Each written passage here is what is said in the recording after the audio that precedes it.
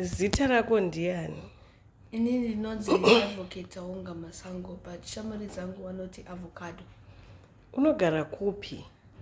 Inini ndinogara kuFort Worth, Texas, kuAmerica. Une makore mangani? Ndine makore 12. Unofarira chii? Ndinofarira kuimba, kushambira, kuverenga, kubika nekudya. Okay, waita basa. Now it's your turn. Munonzani? Ini ndinonzi Mai Masango. Okay. Mune magoro mangani? Ndine makore akati wandei. Okay.